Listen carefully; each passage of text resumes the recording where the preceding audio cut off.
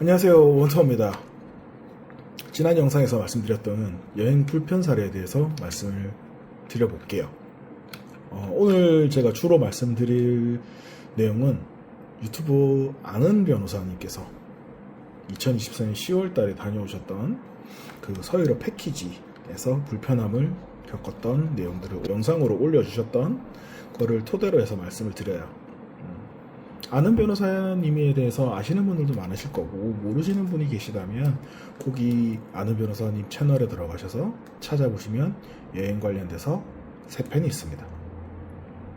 첫 번째는 그냥 여행 다녀와서 이런 게 불편했다 하면서 그 월드컵식으로 몇강 해서 이렇게 하는 거고, 두 번째 영상은 그 댓글을 보면서 본인이 불편했던 점 한 번 더 말씀을 하세요.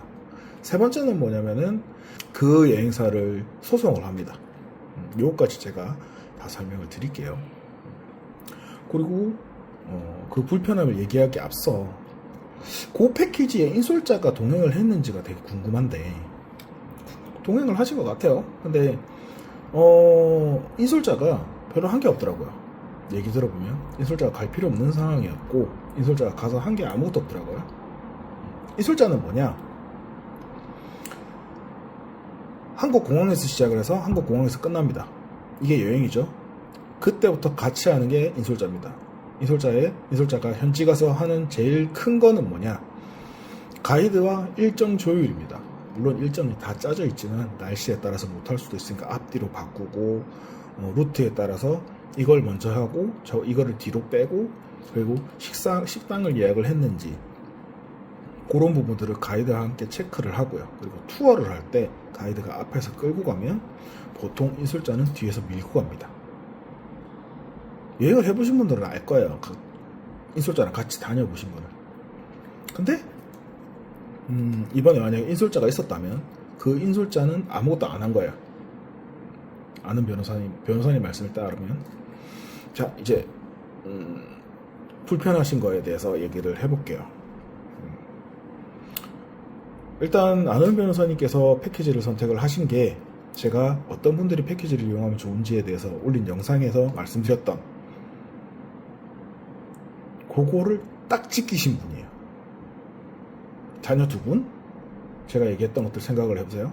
자녀 2분 갔죠, 어머님이랑 같이 갔죠, 그리고 한 달 전에 예약을 했어요. 이게 뭐냐, 제가 이 말씀을 드렸죠. 어린 자녀와 함께하는 여행, 부모님과 함께하는 여행, 갑자기 잡힌 여행, 요 3가지가 다 변호사님께서 하셨던 여행입니다. 근데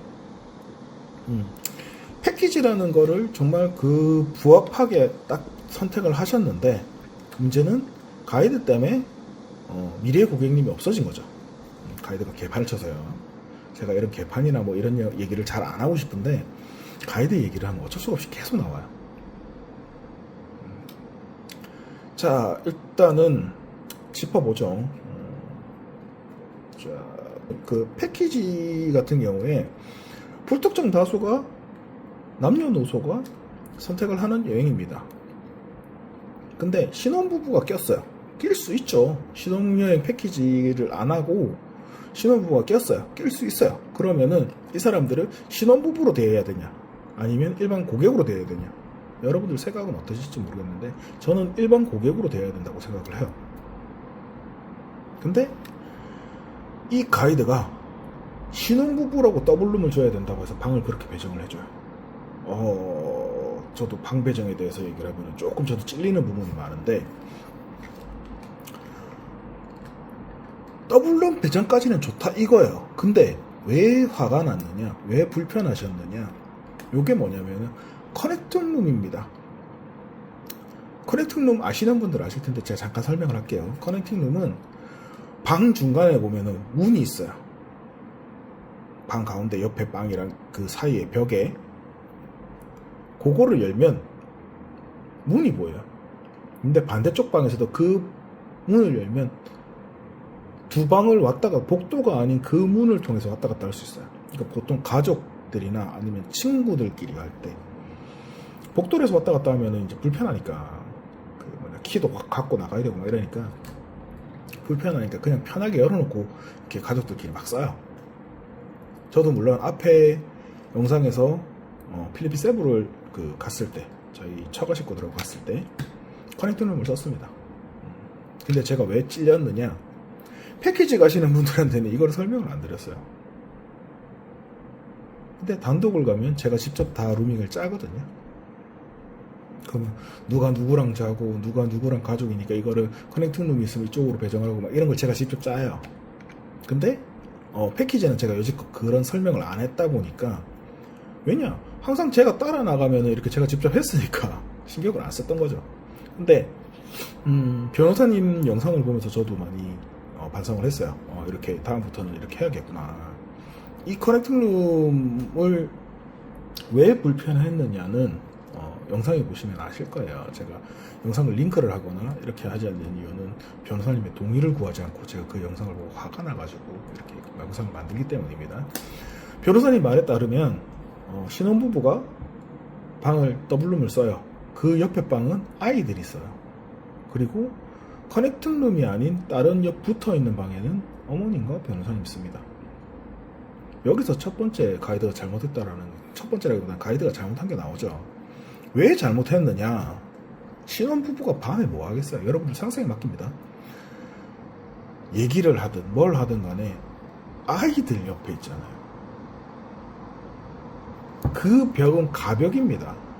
벽은 정말 그거라고 해도 중간에 문이 있기 때문에 다른 방들에 비해서 방음이 안 돼요.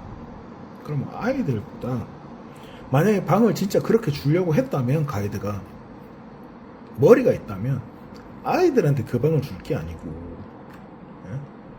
어머님이랑 변호사님이 이렇게 쓰시는 방을 그 방으로 했어야죠.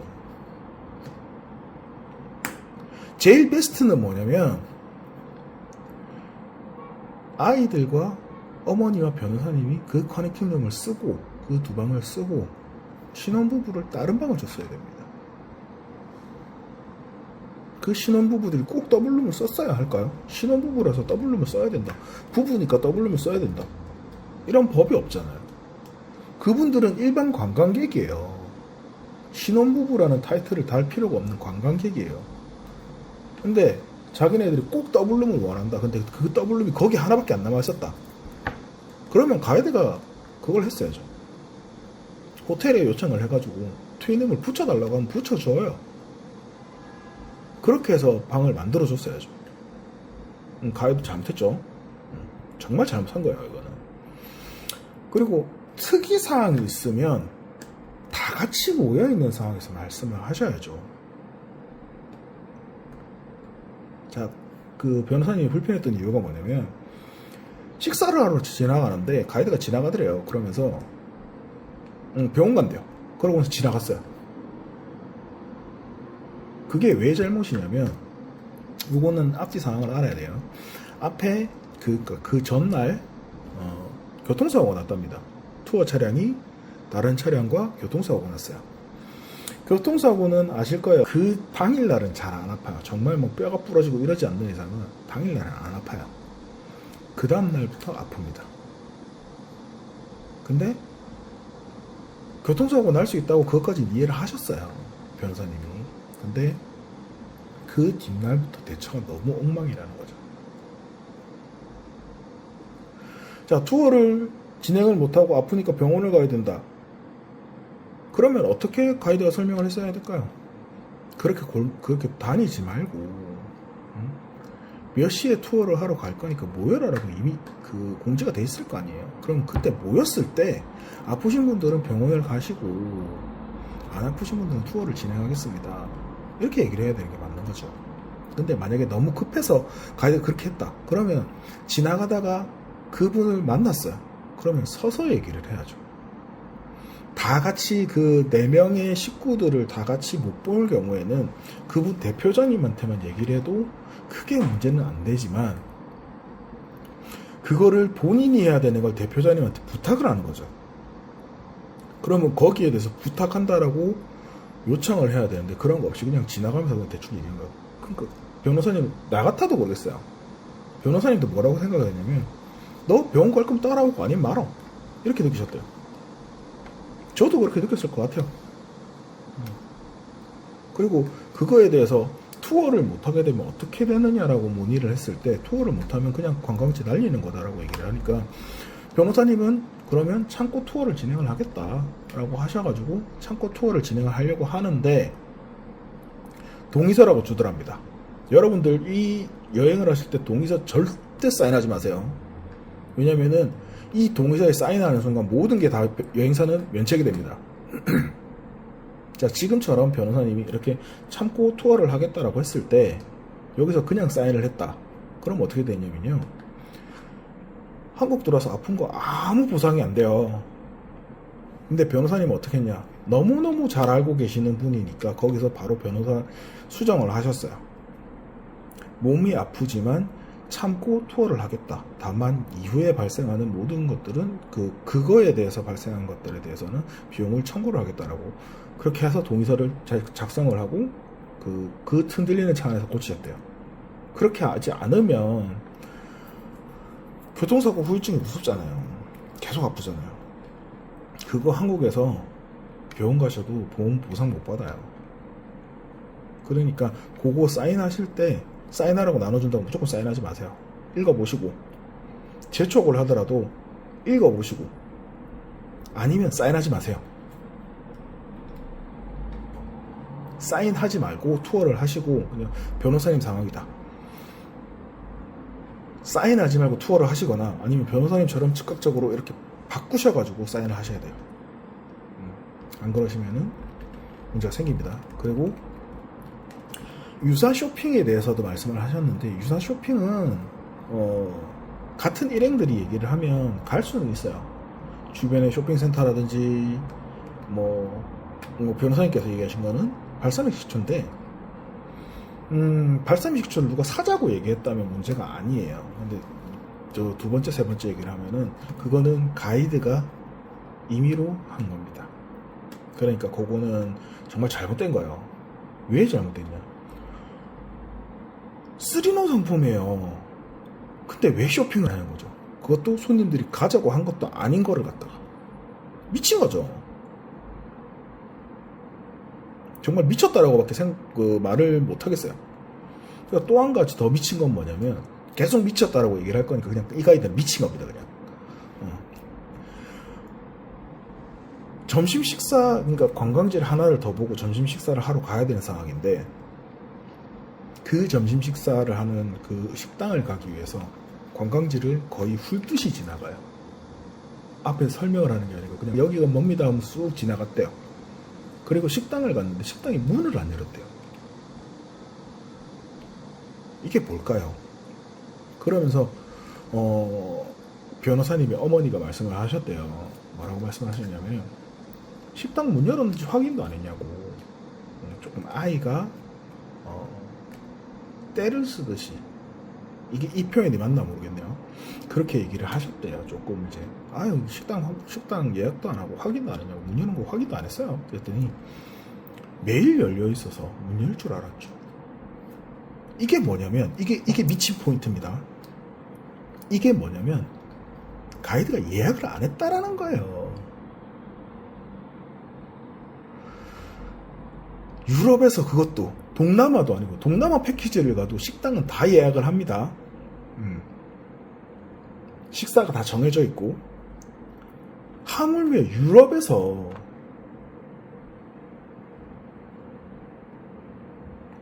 예약을 안 하고 가잖아요. 유럽이나 아니면 미국이나 이런 호주나 이런 데서 예약을 안 하고 가면 그 사람들이 기다려야 돼요. 몇 시간이고 기다려야 돼요. 밥 한 끼 먹으려고. 예약된 사람들 먼저 싹 집어넣고 자리가 비면 그때그때 워킹 손님들을 받아요. 그런 시스템입니다. 근데 이 팀이 16명이래요. 16명인데 예약을 안 했대요. 바꿔서 생각을 해볼게요. 한국에서 16명이 식사를 해요. 자, 즉흥적으로 우리가 16명 모였는데 어디 갈까? 자리 되는 데가 있을까? 이러면서 이제 여기저기 둘러보죠. 근데 그게 아니고 한 달 전에 만나기로 약속을 했어요. 그러면 어떻게 합니까? 국밥집이라도 국밥집에서 밥을 먹더라도 예약을 해요. 근데 패키지에서 예약을 안 했다라는 게 말이 되냐고요. 또 예약하는 게 또 있습니다. 바티칸 입장입니다. 이거를 어떻게 알았냐면 안표를 구했대요.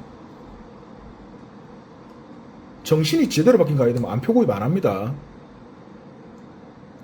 제가 자유여행 갈 때 데이투어 얘기했죠. 바티칸 데이투어로 있습니다. 그냥 일반 표도 있고요. 패스트 트랙도 있습니다. 패키지 한다는 가이드가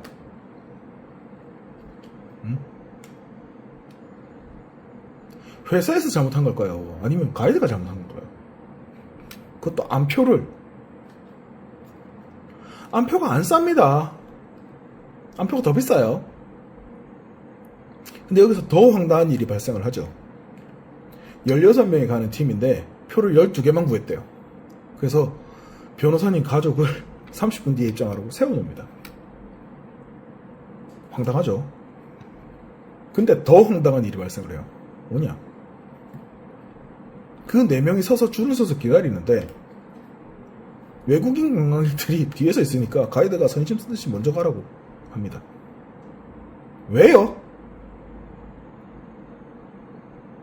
세칙을 해도 막아야 될 사람이 왜 선심 쓰듯이 그렇게 하냐고. 왜요? 왜? 제정신이 돼요?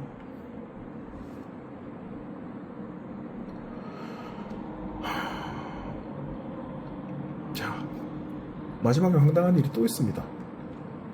이탈리아 어디서 밀라노였나? 베니스였나? 거기서 저도 지금 갑자기 생각이 안 나는데 관광지를 둘러보고 이제 버스를 타야 되잖아요. 버스를 타고 이동을 해야 되는데 보통은 패키지 다녀보시면 알 거예요. 가이드가 버스 타러 갑시다 하면은 버스가 대기를 하고 있죠. 자, 아까 말씀드렸듯이 버스가 관광지 주차장에 주차를 해 있으면 그냥 주차장에 가서 그냥 타면 돼요. 근데 유럽 같은 경우에는 그런 관광지 주차장이 없는 경우에는 어떻게 하느냐, 기사가 차를 몰고 다른 주차장에 가서 대기를 합니다. 그러면은 전화를 하죠. 몇 분 정도 뒤에 우리가 거기로 갈 테니까 만나기로 한 장소에서 만나자. 그러면 그때 이제 버스가 출발하는 거죠. 그러면 길이 막힐 수도 있어요. 도로 사정이니까. 그거는 진짜 그거는 뭐라 얘기를 못 하죠. 근데 여기서 가이드가 대처를 잘못했어요.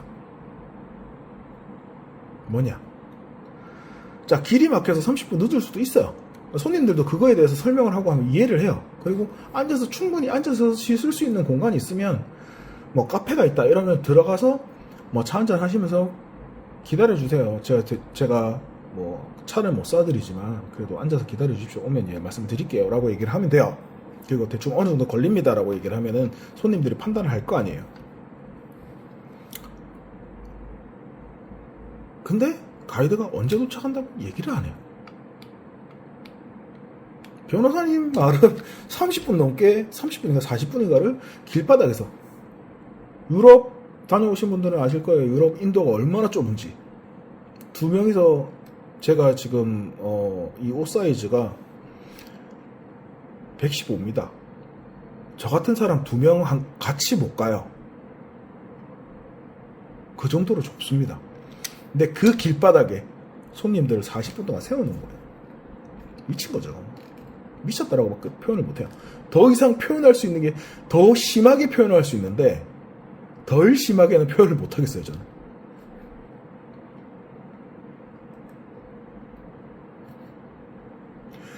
그래서 변호사님이 한국 들어와서 소송을 합니다. 소액 소송이기 때문에 우리나라에서는 여행사 관련돼 가지고 소송을 잘 안 해요. 그걸 알다 보니까 가이드들이 그렇게 하는데, 저는 변호사님께 너무너무 감사한 게 뭐냐면 이걸로 판례를 만들어 주신 거예요. 수성을 해서. 소액이긴 하지만 변호사님이 솔직히 받은 돈 50만원 조금 넘어요. 소송비가 더 듭니다. 말 그대로 일반인이 변호사를 끼고 소송을 했으면 소송비가 더 들어요. 근데 변호사님이기 때문에 직접 변호를 하시고 직접 설명을 하고 했기 때문에 변호사님이 시간을 쓰신 거죠. 판례가 나온 거예요. 이렇게 되면 저쪽에서 잘못한 거다. 그 항소를 하려고 하셨대요. 근데 항소를 하려면은 더 많은 변호인과 증인들이 필요한데 그분들한테 요청을 했을 때 본인들에 대한 비용이 안 나오는데 누가 증인을 해줄까요? 솔직히 나 같은 사람은 증인을 해드리죠. 내가 만약에 인솔자로 갔는데 가이드가 그따구로 했다. 그럼 내가 하나투어 상품으로 해가지고 인솔을 나갔는데 그따구로 했다. 그러면 나는 내가 하나투어 소속이 아니잖아요. 나는 소속이 아니고 대리점일 뿐이에요. 계약이 끊기는 한이 있더라도 나는 증인을 해드립니다. 나 같은 사람은. 근데 일반인들은 안 하죠. 물론 변호사님이 대처를 너무 잘하신 거고 제가 말씀드렸던 것 중에 패키지는 어떤 분이 가면 좋은가라는 거기에 너무 부합하신 분이었어요. 근데 가이드가 너무 엉망이었죠. 엉망이라는 표현 가지고는 못해요. 그냥 미친 거예요. 미친 거 가이드가. 자, 이것 때문에 우리의 패키지 고객님이 또 한 분이 사라지셨어요. 가이드분들 기본만 합시다. 좀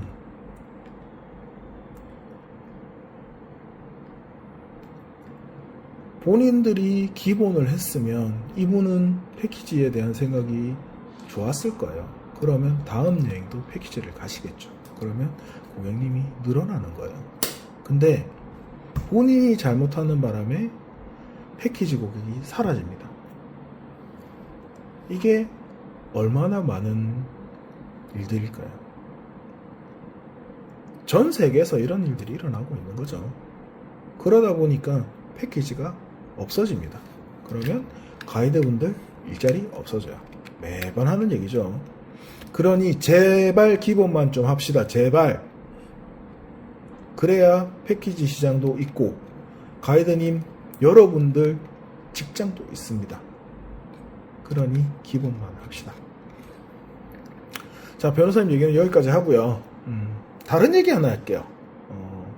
또 유튜브에서 활동하시는 또보영 로그라는 이름으로 활동하시는 유튜버님인데 요분을 제가 왜 하냐면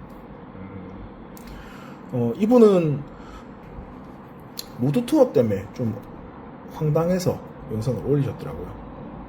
근데 이분은 무드 투어인데 자, 대리점을 운영하는 모든 프랜차이즈 여행사들도 똑같이 합니다. 이름 얘기는 안 할게요. 뭐 이렇게 얘기하면 어딘지는 다들 아실 테니까. 이분이 뭐였냐면 인터넷에서 무드 투어 그 공식 홈페이지에서 예약을 하셨나봐요. 근데 인적사항을 넣는 데다가 본인 전화번호만 넣었대요.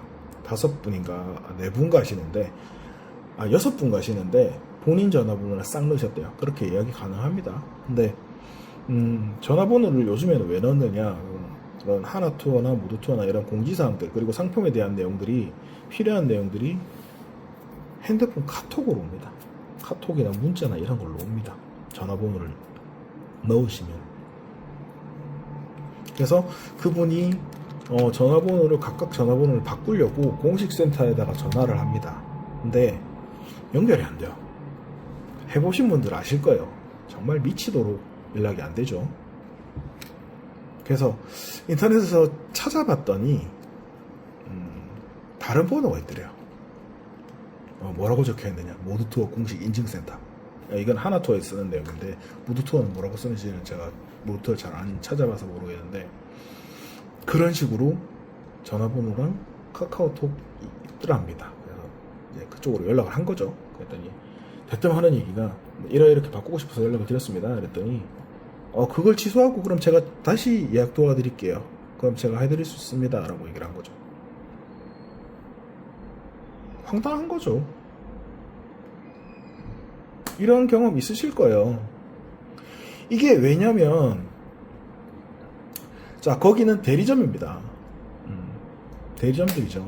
무드투어 공식 대리점. 시내를 돌아다니셔 보면 길을 걸어 가시거나 차를 타고 이동하시다 보면은 무드투어, 하나투어 뭐 이런 식으로 해가지고 간판이 붙어있는 여행사들이 있습니다. 이런 여행사들은 대리점입니다. 직영점 하나도 없어요. 있을 수도 있죠.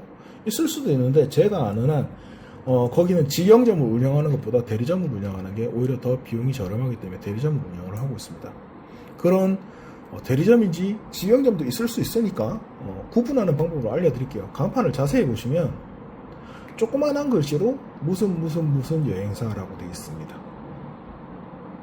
제가 만약에 하나투어 간판을 단다 그러면 하나투어 공식 간판을 달겠죠. 그리고 밑에다가 조그만하게 원투어라고 붙어요. 이게 대리점입니다. 인터넷도 마찬가지예요. 인터넷에 사이트에 들어가 보시면 모두투어 홈페이지랑 똑같습니다. 하나투어 홈페이지랑 똑같아요. 근데 전화번호가 공식 전화번호가 아니에요. 공식 고객센터 전화번호가 아닙니다.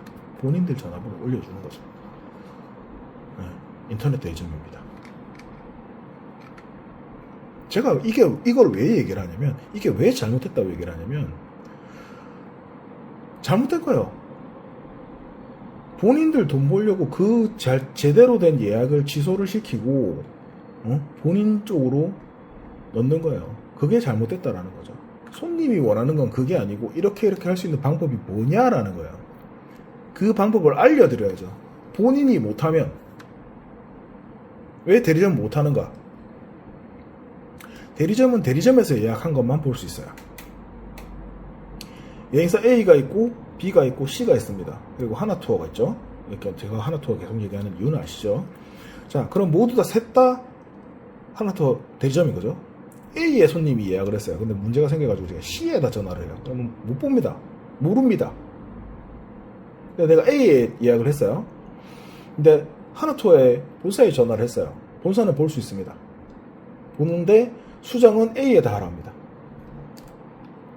모든 프랜차이즈 여행사들은 똑같습니다. 그렇기 때문에 그렇게 하셔야 되고요. 알아보실 때 본인이 예약하신, 몰라요. 손님들은 몰라요. 자, 지금도 하나투어 쳐보세요. 인터넷에 쫙 뜹니다. 하나투어 몇 개 떠요. 들어가 보시면 하나투어 대표번호가 아니고 전부 다 본인들 전화번호 올려놨어요. 거기는 대리점들입니다. 대리점에 하셔서 나쁘다는 게 아니고, 내가 대리점에 예약을 했으면 하나투어 본사나 그 대리점으로 연락을 하셔야 정보 수정이라든지 이런 정보들을 받을 수 있는 거예요. 그러니까 그거는 아셔야 된다는 거죠. 대리점들 못하면 못한다고 얘기하고 다른 거는 못 보니까 할 수 있는 방법을 알려주세요. 본인들 돈 벌려고 그런 식으로 하지 말고. 저는 어떻게 얘기하냐면, 저는 알려드려요. 그러고 나서 뭐 하냐면, 제 전화번호 저장해 놓으셨다가 다음에 여행 가실 때 저한테 연락 오세요. 연락 안 줍니다. 알아요. 근데 왜 그렇게 얘기하느냐? 그렇게라도 해야 다음에 기억이라도 한번 할 거 아니에요. 연락 주시는 분들 감사합니다. 근데 연락을 안 주세요. 그렇게 얘기해도 어쩔 수 없어요. 그거는 본인 선택이니까. 여행 가시는 분들 선택을 가지고 내가 뭐 왜 나한테 예약 안 하고 그럽니까? 정말 친한 사람들이야 얘기를 하지. 한두 번 여행 간 사람들한테 그런 얘기하면 미친놈이라 소리 들어요. 그냥 할 수 있는 방법 알려주고 이미지 좋게 해서 다음에 나한테 유도를 끌어들여야 여행사 이미지도 좋아집니다. 모두투어 이미지도 좋아지고요. 내가 모두투어에다 그렇게 했는데 모두투어 공식 대리점인 데서 그렇게 해보려면 그분 영상 가서 보세요. 전부 다 모두투어 엉망진창이다. 큰 여행사를 살아봤는데 너무하다. 뭐 그런 얘기들밖에 없어요. 본인이 모두투어를 팔고 있고 본인이 하나투어를 팔고 있으면 이미지가 좋아야 본인이 이미지를 만들어야죠. 이미지가 좋아야 다음에도 하나투어 상품을 쓰고 하나투어 상품을 통해서 패키지를 가고. 자, 보세요. 저 아는 변호사님 보세요. 아는 변호사님 영상 말미에 보세요. 다시는 패키지 안 간다. 하나투어를 통해서 안 간다. 이 가이드가 하나투어 소속 아닙니다. 하나투어 소속 아니에요. 근데 그 사람이 하나투어 패키지를 맡았다는 이유로 하나투어 대표가 됩니다. 그래서 그 사람이 잘못하면 하나투어 이미지 다 망가져요. 그로 인해서 아는 변호사님 다음부터 하나투어 패키지 안 갑니다. 그걸 돌리려면 얼마나 노력을 해야 될까요?